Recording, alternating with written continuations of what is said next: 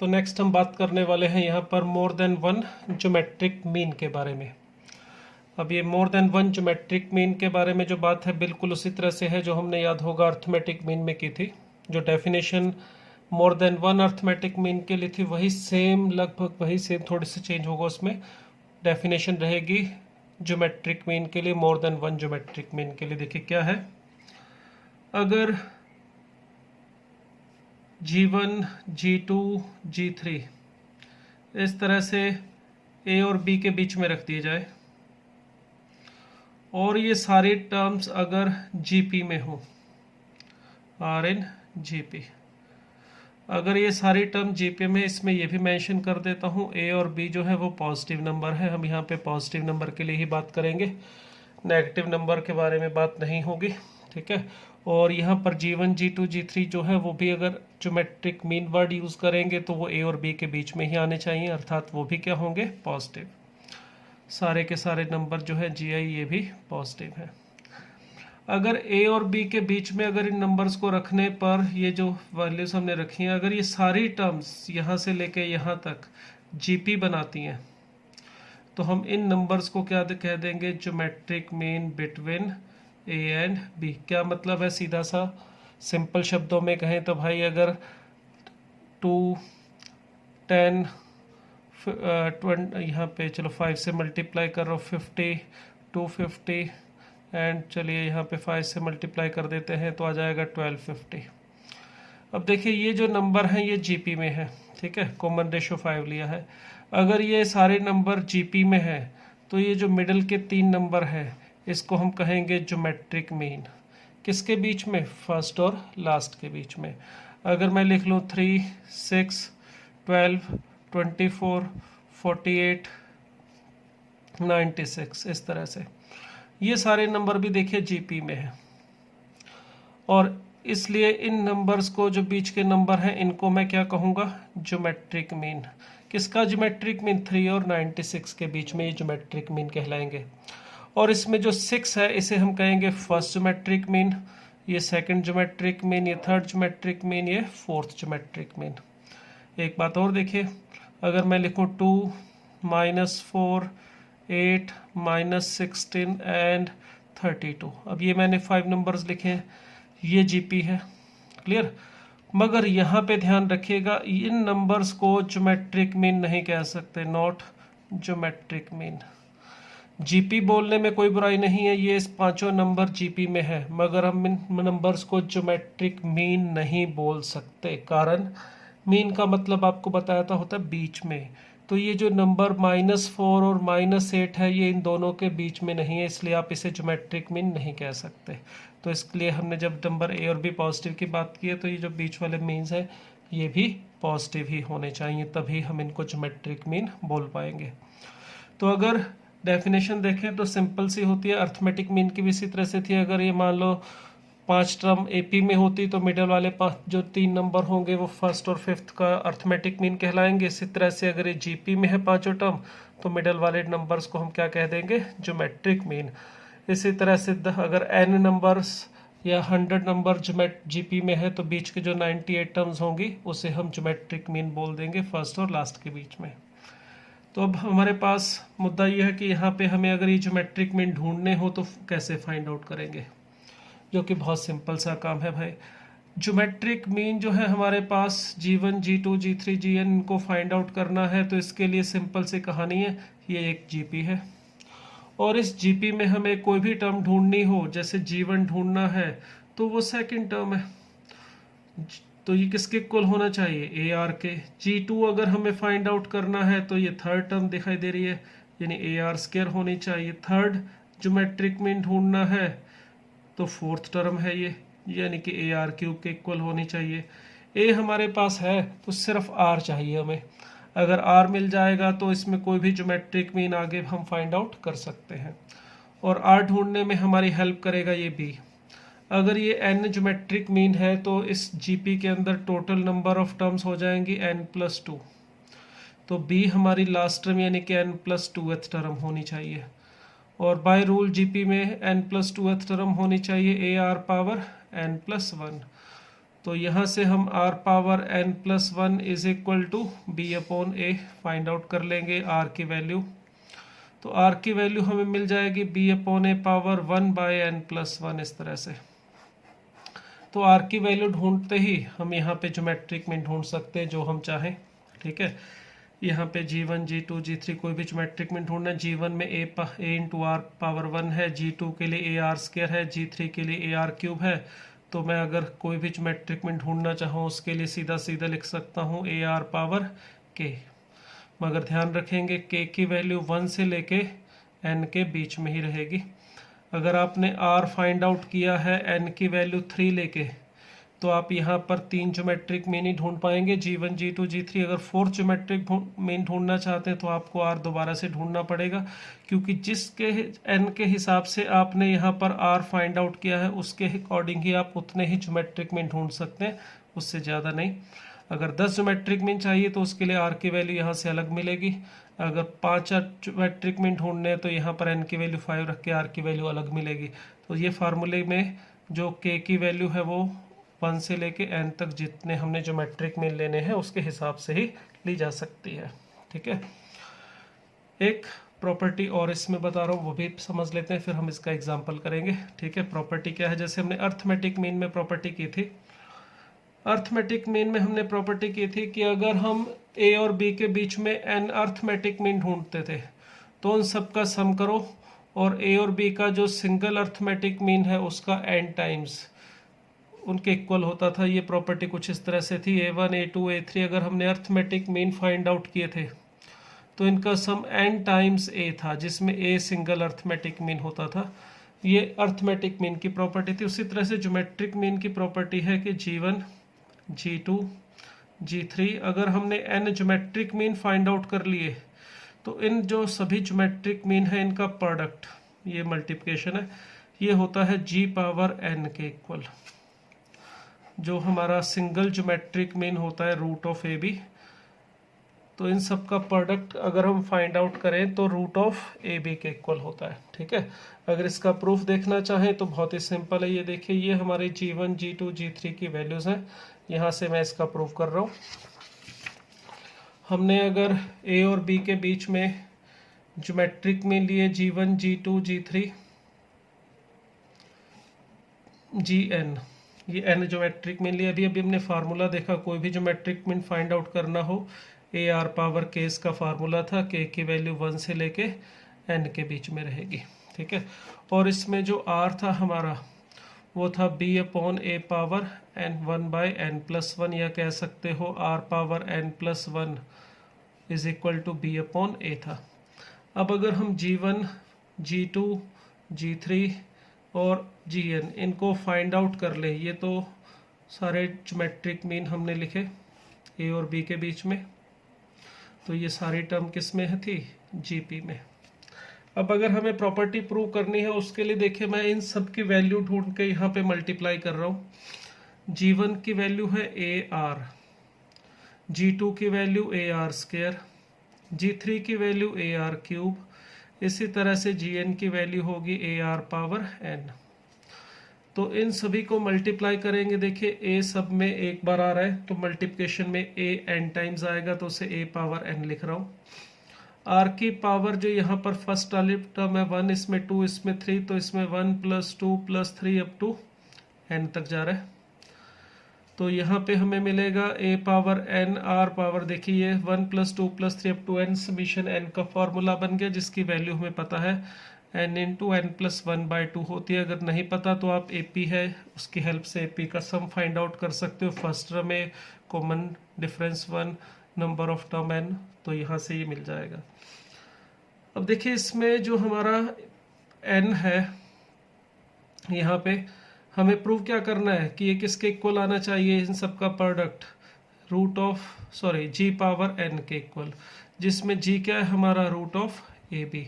तो ये हमने लेफ्ट हैंड साइड ली है और हम इसको राइट हैंड साइड यानी g पावर n के इक्वल प्रूव करना चाह रहे हैं। तो इसके लिए देखिए यहाँ पर मैं अगर पावर ऊपर n रखना चाहूँ तो इसको लिख सकता हूँ a r power n + 1/2। Clear.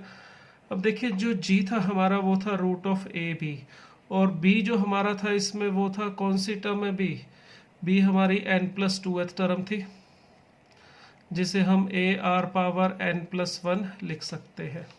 ठीक है, यहाँ पर ये जो 2 है, इसमें जो इस 2 का इलाज करने के लिए मैं क्या कर रहा हूँ, इसको a² r⁻n+1 रूट इस तरह से लिख रहा हूँ, और ऊपर power n as it is. देखिए ये 1/2 था तो ये 1/2 यहाँ पर आ जाएगा, ये स्क्वायर है तो इसको a लिखा जा सकता है।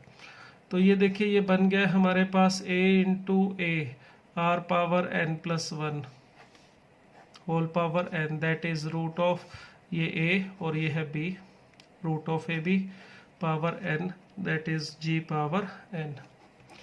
तो अगर हम n geometric mean find out करेंगे g1 g2 g3, तो इन सब का प्रोडक्ट होता है सिंगल ज्योमेट्रिक मीन की पावर n के इक्वल। ठीक है, ये हमारी प्रॉपर्टी है ज्योमेट्रिक मीन की।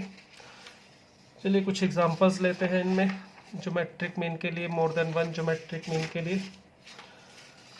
देखिए ये पहला एग्जांपल हम ले रहे हैं, इसमें क्या कहा है हमें इसमें कहा है कि 3 ज्योमेट्रिक मीन फाइंड आउट करने हैं 3 और 162 के बीच में, और फिर वेरीफाई भी करना है कि उनका जो प्रोडक्ट होगा किसके इक्वल होगा, cube of the single geometric mean. यानी अगर मैं 3 और 162 के बीच में 3 ज्योमेट्रिक मीन पहले तो फाइंड आउट करूं, g1 g2 g3 मान लेता हूं, ये तीनों ज्योमेट्रिक मीन है हमारे।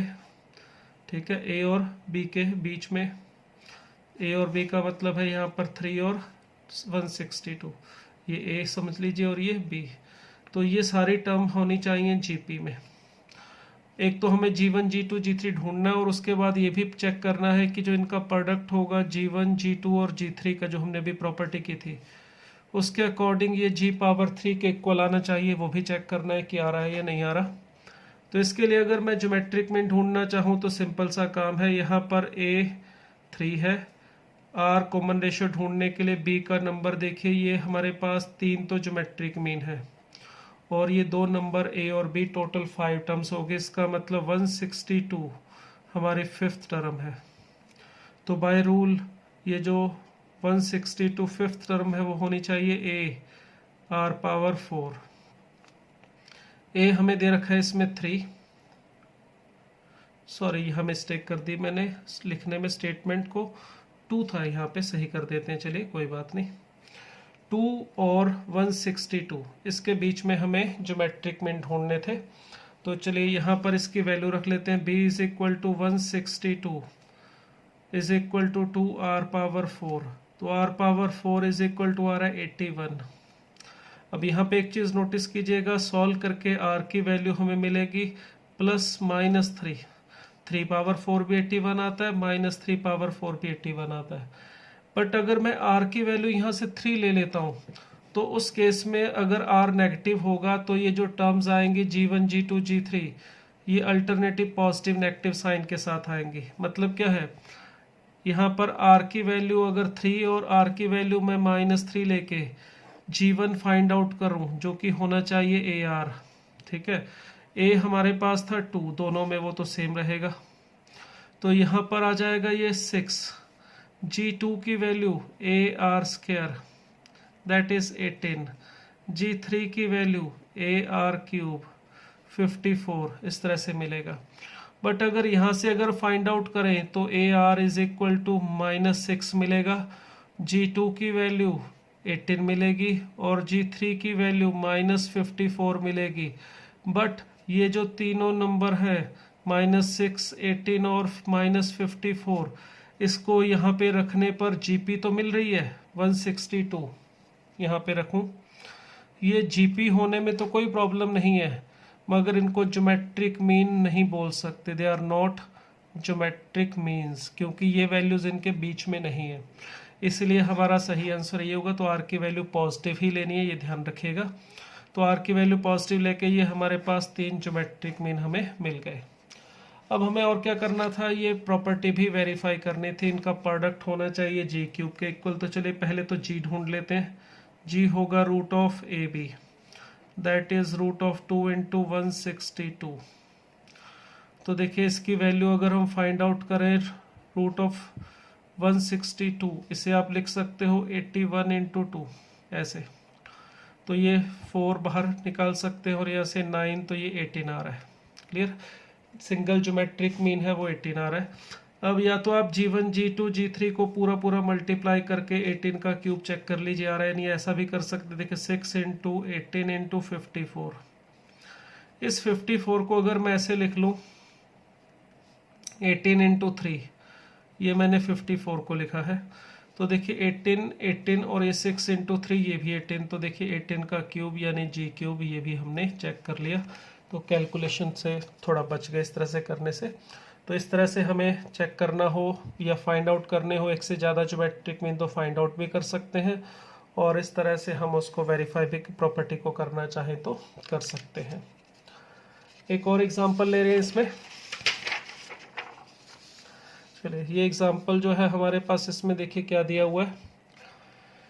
इसमें हमें कहा है कि एक तो अर्थमेटिक मीन A और दो geometric mean G1 and G2 are inserted between two positive numbers. वो नंबर्स कौन से हैं ये नहीं बता रखा, चले उसे कुछ मान लेते हैं A और B। दो पॉजिटिव नंबर्स के बीच में ये दो ज्योमेट्रिक मीन G1 G2 और एक अर्थमेटिक मीन हमने रखा है, तो ये प्रूव करना है कि इनमें ये रिलेशन होगा। इसके लिए चलिए मान लेते हैं let given numbers be A and B, और नंबर पॉजिटिव बोले हैं तो ये पॉजिटिव नंबर है, ये भी मान लेते हैं। ठीक है, अब अगर अर्थमेटिक मीन लेना है A एंड B का, arithmetic mean of A and B, उसको हम सीधे कैपिटल A से लिखे, वो तो सीधा सीधा हो जाएगा A प्लस B बाई 2। अब A और B के बीच में दो ज्योमेट्रिक मीन हमने फाइंड आउट करने हैं G1 और G2, तो वो भी फाइंड आउट कर सकते हैं। अगर हमने ज्योमेट्रिक मीन फाइंड आउट करने हैं इनके बीच में A और B, तो इसके लिए सीधा सा काम है, ये अगर ज्योमेट्रिक मीन लिए हमने A और B के बीच में, तो ये चारों नंबर किस में होने चाहिए, GP में।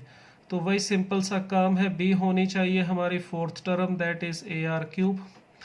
तो इसका मतलब यहाँ से R की वैल्यू हमें मिल जाएगी B अपॉन A पावर 1/3।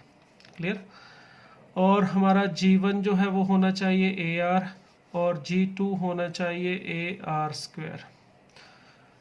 अगर हमने ये जो प्रूव करना है, इसकी मैं लेफ्ट हैंड साइड ले रहा हूँ, ये जो रिजल्ट हमने प्रूव करना है इसकी लेफ्ट हैंड साइड है G1 square by G2 plus G2 square upon G1। अगर इसका एलसीएम लें तो G1 G2 मिलेगा, और ये मिल जाएगा G1 cube plus G2 cube.